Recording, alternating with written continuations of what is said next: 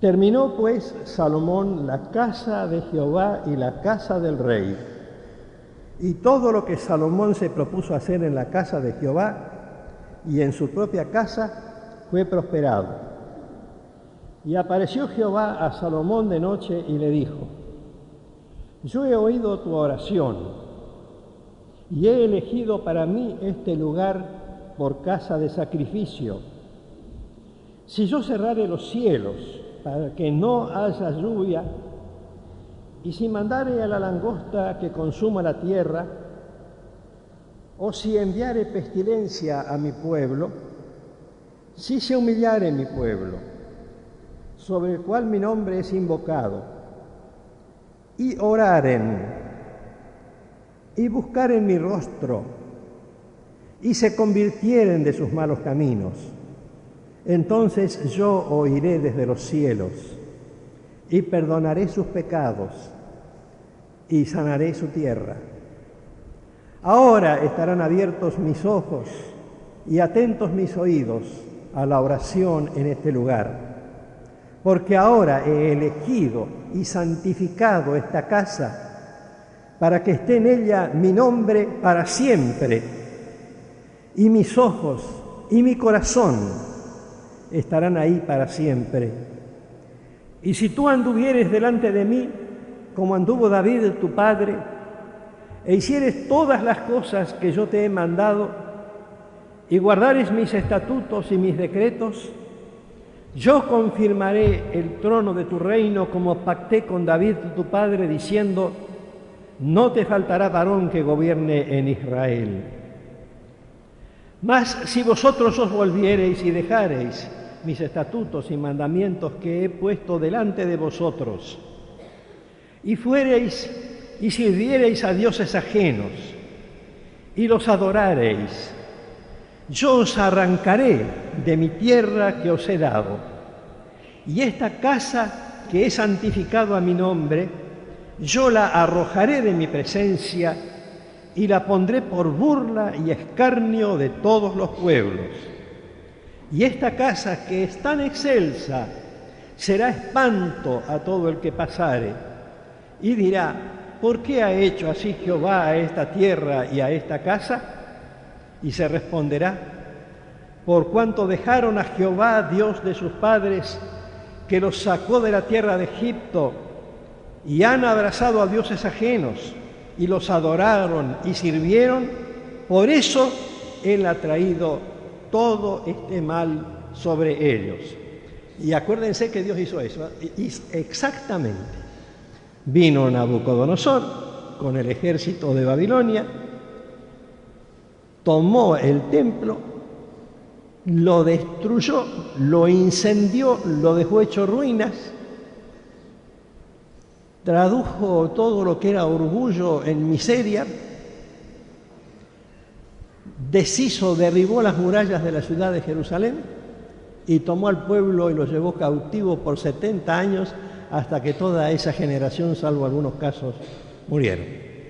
Porque Dios siempre hace lo que advierte, no solo lo que promete, también hace lo que advierte. O se le obedece o se pagan las consecuencias. Y a veces nosotros nos acordamos mucho de las promesas de Dios, pero no de las advertencias severas de Dios en su palabra.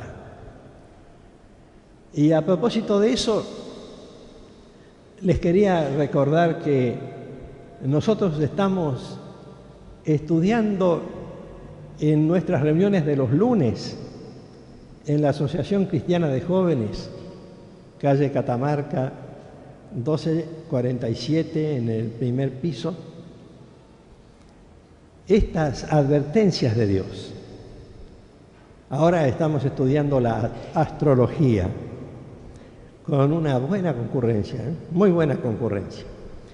Y le estamos diciendo a la gente que poco a poco van entendiendo que lo que Dios dice lo va a hacer, sí o sí. No le podemos discutir a Él su palabra, ni sus decretos, ni sus ordenanzas. Dios es Rey soberano. Y cuando le cantamos cuán bello es el Señor, es cierto, Él es hermoso, Pero la hermosura del Señor se debe a que es perfecto. Y es perfecto no solo en la bondad de sus promesas, sino perfecto en la seriedad de sus advertencias. Cuando Él dice, si me desobedecen haré esto, simplemente lo va a hacer. Él no se goza en amenazar a la gente, sino simplemente en informarles que como Él es perfecto, no hay pretexto para eliminar el camino de santidad. Y esto fue lo que pasó precisamente con este templo tan hermoso que construyó Salomón y esa ciudad tan hermosa que existía en aquellos años durante el apogeo del reino, primero bajo David y después bajo Salomón. Todo fue destruido porque no tuvieron en cuenta lo que Dios dijo ese día y que lo acabamos de leer. Pero a mí me interesa en esta mañana, y un rato nomás, porque lo más importante de esta mañana va a ser la Cena del Señor, recordar también la promesa. Fíjense que fue una promesa que el pueblo no tuvo en cuenta, porque era una promesa hermosa. Porque la promesa venía en relación con las desgracias económicas que el pueblo podía padecer. La promesa venía en relación, el versículo 13 dice, en relación con la sequía. Si yo cerrare los cielos para que no haya lluvia. O en relación con las plagas. Y si mandare a la langosta que consuma la tierra, porque en aquella época venían las mangas de langosta, que ya hemos perdido de vista en la experiencia, algunos que somos muy grandes los recordamos de nuestra niñez, me parecían nubes que venían, pasaban por encima de los campos y de los árboles y se llevaban todo. Y allí en el lejano oriente y en el medio oriente, en este caso el cercano oriente, todavía ahora, es decir, desde el lejano oriente hasta el cercano oriente, toda la parte oriental que no ha tenido tantos avances tecnológicos como los tenemos aquí a pesar de todo, todavía se ven esas enormes mangas, se llaman así, mangas de langostas, que destruyen todos los cultivos y de un día para otro dejan a los chacareros sin nada.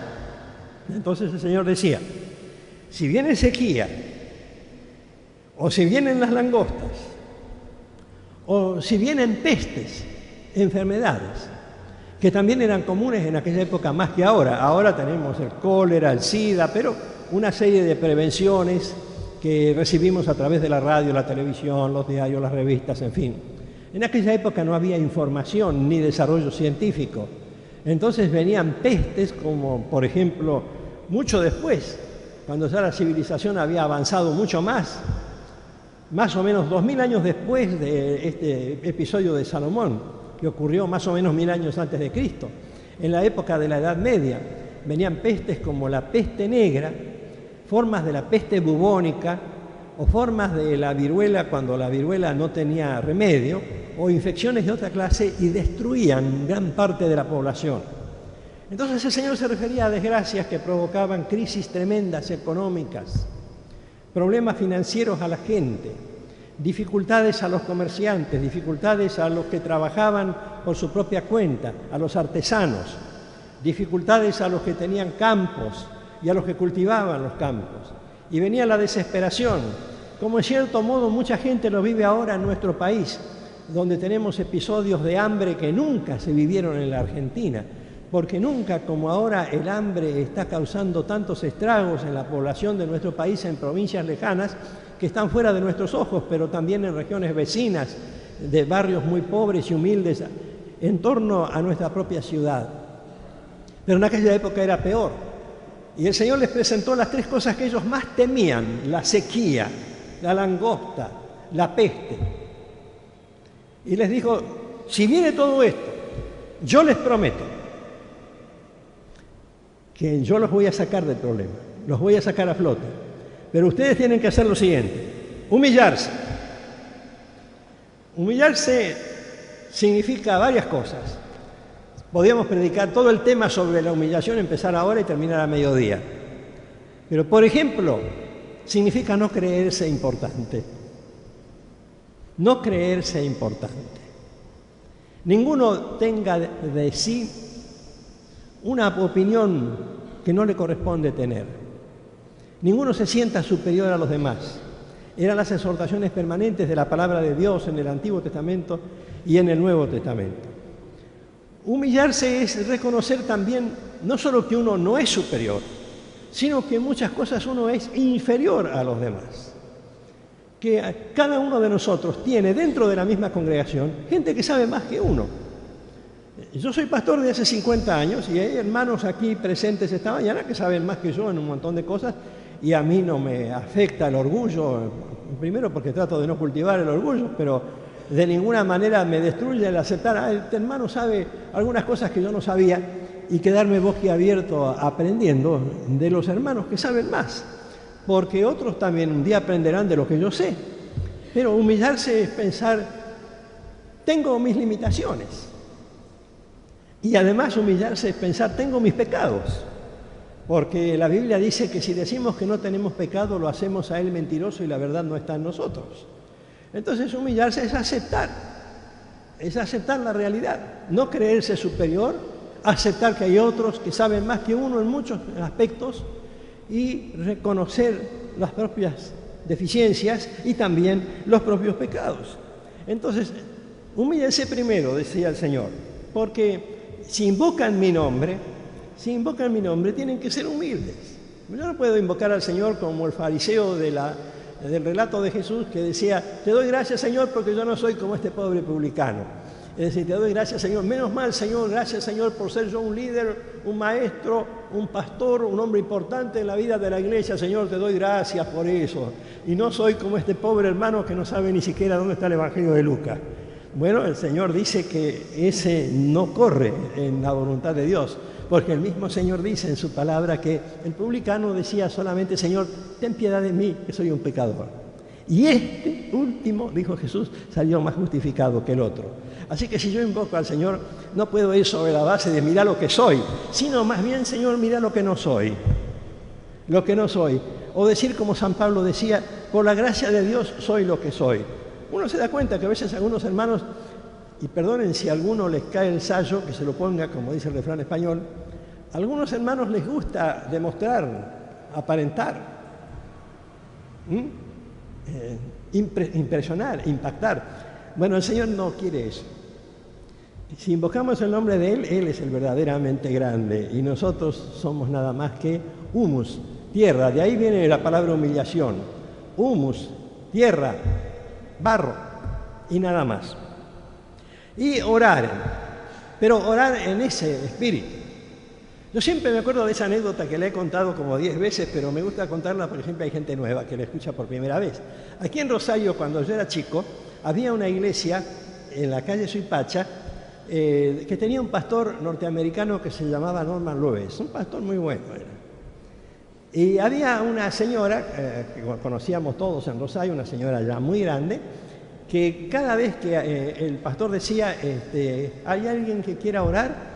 Entonces se paraba esta hermana para humillarse en oración, pero lo hacía de esta manera. Señor, yo soy aquí la más pecadora, la más indigna, la que tiene menos virtudes y menos dones en esta iglesia.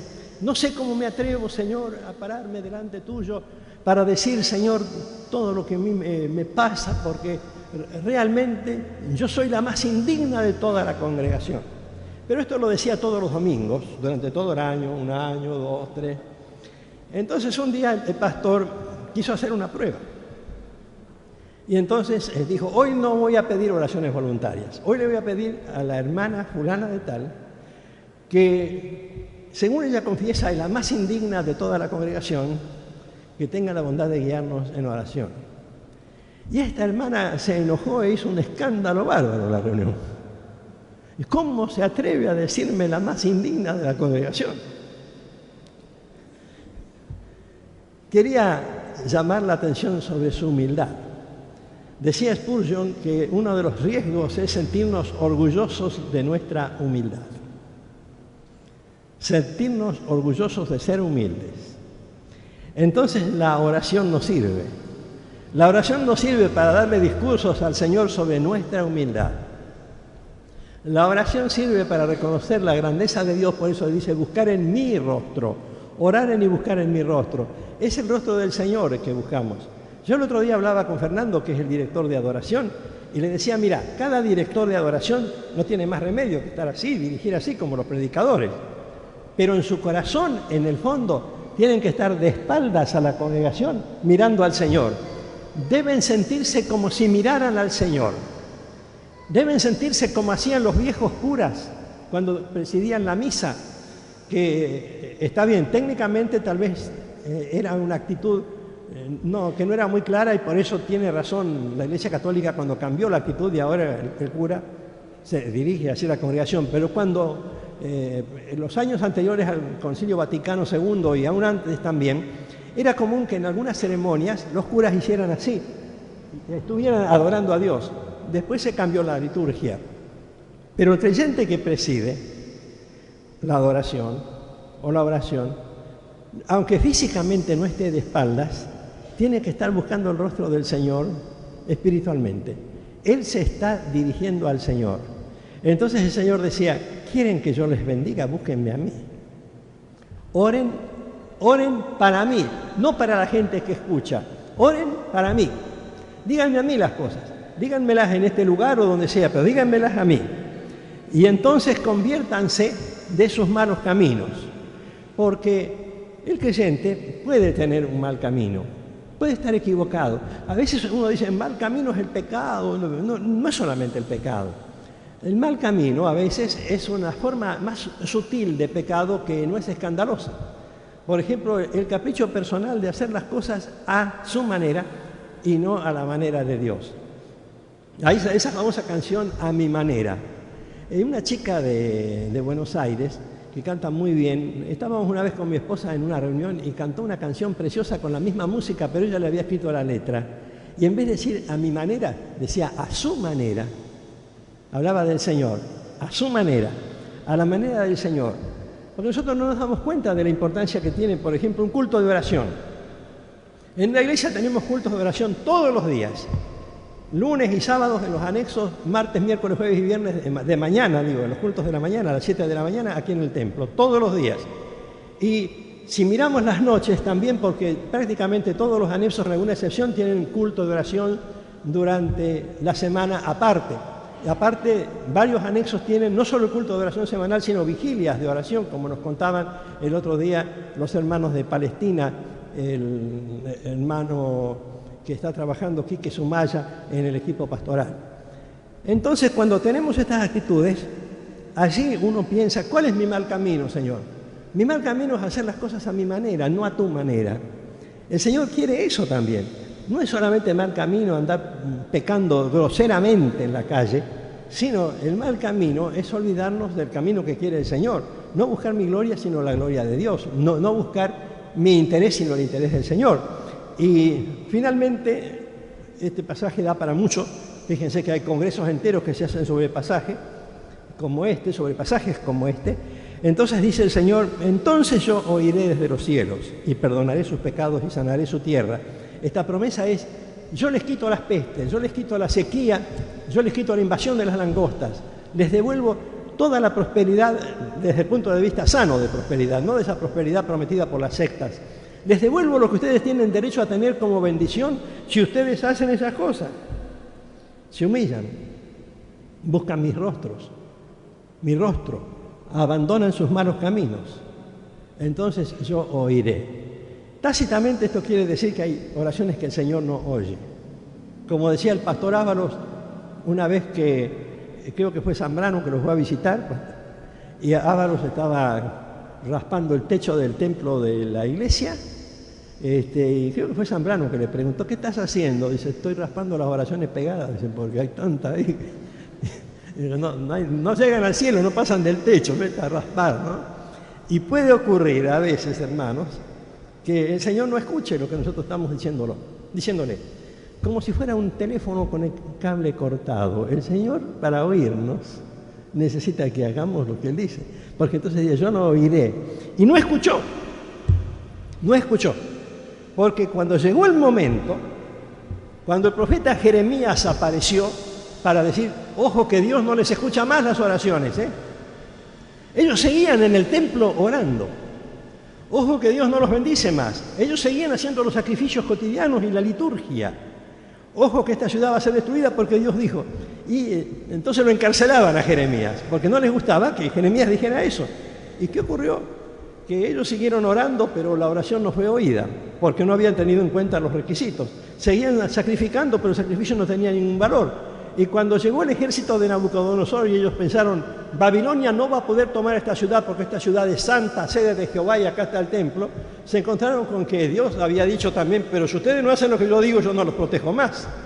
Y poco a poco cayeron las murallas, poco a poco cayó el templo, cayeron las casas, cayeron ellos, muertos unos de hambre, porque la ciudad fue sitiada, otros muertos en actos de guerra, de batalla, y los demás llevados cautivos a la ciudad de Babilonia.